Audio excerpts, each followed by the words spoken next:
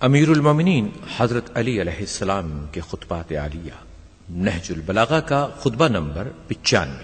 اس خطبے میں حضرت علی علیہ السلام ارشاد فرماتے ہیں، اگر اللہ نے ظالم کو مہلت دے رکھی ہے تو اس کی گرفت سے تو وہ ہرگز نکل نہیں سکتا، اور وہ اس کی گزرگاہ اور گلے میں ہڈی پھنسنے کی جگہ پر موقع کا منتظر ہے۔ اس ذات کی قسم جس کے قبضے میں میری جان ہے، یہ قوم اہل شام تم پر غالب آ کر رہے گی، اس لیے نہیں کہ ان کا حق تم سے فائق ہے، بلکہ اس لیے کہ وہ اپنے ساتھی کی طرف باطل ہونے کے باوجود تیزی سے لپکتے ہیں، اور تم میرے حق پر ہونے کے باوجود سستی کرتے ہو۔ رعیتیں اپنے حکمرانوں کے ظلم و جور سے ڈرا کرتی ہیں، اور میں اپنی رعیت کے ظلم سے ڈرتا ہوں۔ میں نے تمہیں جہاد کے لیے ابھارا، لیکن تم اپنے گھروں سے نہ نکلے۔ میں نے تمہیں کارآمد باتوں کو سنانا چاہا، مگر تم نے ایک نہ سنی، اور میں نے پوشیدہ بھی اور اعلانیہ بھی تمہیں جہاد کے لیے پکارا اور للکارا، لیکن تم نے ایک نہ مانی، اور سمجھایا بجھایا، مگر تم نے میری نصیحتیں قبول نہ کی۔ کیا تم موجود ہوتے ہوئے بھی غائب رہتے ہو؟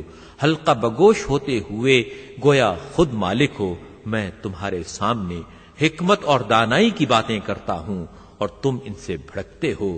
تمہیں بلند پایا نصیحتیں کرتا ہوں، اور تم پراگندہ خاطر ہو جاتے ہو۔ میں ان باغیوں سے جہاد کرنے کے لیے تمہیں آمادہ کرتا ہوں، تو ابھی میری بات ختم بھی نہیں ہوتی کہ میں دیکھتا ہوں کہ تم اولاد سبا کی طرح تتر بتر ہو گئے، اپنی نشست گاہوں کی طرف واپس چلے جاتے ہو، اور ان نصیحتوں سے غافل ہو کر ایک دوسرے کے چکمے میں آ جاتے ہو۔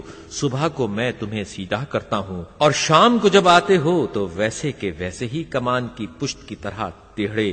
سیدھا کرنے والا عاجز آ گیا، اور جسے سیدھا کیا جا رہا ہے وہ لا علاج ثابت ہوا۔ اے وہ لوگو جن کے جسم تو حاضر ہیں اور عقلیں غائب اور خواہشیں جدا جدا ہیں، ان پر حکومت کرنے والے ان کے ہاتھوں آزمائش میں پڑے ہوئے ہیں۔ تمہارا حاکم اللہ کی اطاعت کرتا ہے اور تم اس کی نافرمانی کرتے ہو، اور اہل شام کا حاکم اللہ کی نافرمانی کرتا ہے مگر وہ اس کی اطاعت کرتے ہیں۔ خدا کی قسم میں یہ چاہتا ہوں کہ معاویہ تم میں سے 10 مجھ سے لے لے، اور بدلے میں اپنا ایک آدمی مجھے دے دے، جس طرح دینار کا تبادلہ درہموں سے ہوتا ہے۔ اے اہل کوفہ، میں تمہاری 3 اور ان کے علاوہ 2 باتوں میں مبتلا ہوں۔ پہلے تو یہ کہ تم کان رکھتے ہوئے بہرے ہو، اور بولنے چالنے کے باوجود گونگے ہو، اور آنکھیں ہوتے ہوئے بھی اندھے ہو، اور پھر یہ کہ نہ تم جنگ کے موقع پر سچے جواں مرد ہو، اور نہ قابل اعتماد بھائی ہو۔ اسے بھی اونٹوں کی چال ڈھال والوں کہ جن کے چرواہے گم ہو چکے ہوں، ان کی طرف سے گھیر کر لایا جاتا ہے تو دوسری طرف سے بکھر جاتے ہو۔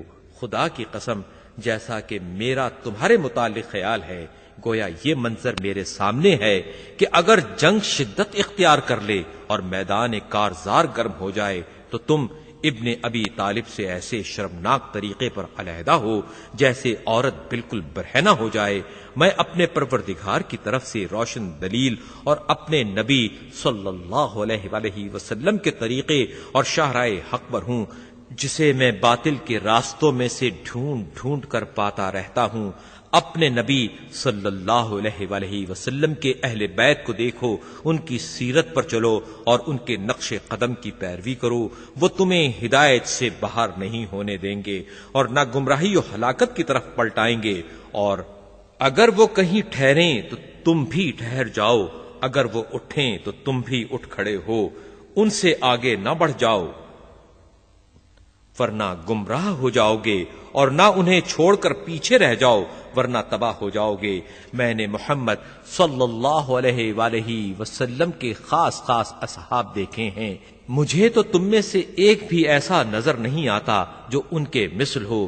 وہ اس عالم میں صبح کرتے تھے کہ ان کے بال بکھرے ہوئے اور چہرے خاک سے اٹے ہوئے ہوتے تھے، جبکہ رات کو وہ سجود و قیام میں کاٹ چکے ہوتے تھے، اس عالم میں کہ کبھی پیشانیاں سجدے میں رکھتے تھے اور کبھی رخسار اور حشر کی یاد سے اس طرح بے چین رہتے تھے کہ جیسے انگاروں پر ٹھہرے ہوئے ہوں، اور لمبے سجدوں کی وجہ سے ان کی آنکھوں کے درمیان پیشانیوں پر بکری کے گھٹنوں ایسے گٹھے پڑے ہوئے تھے، جب بھی ان کے سامنے اللہ کا ذکر آ جاتا تھا تو ان کی آنکھیں برس پڑتی تھیں، یہاں تک کہ ان کے گریبانوں کو بھگو دیتی تھیں۔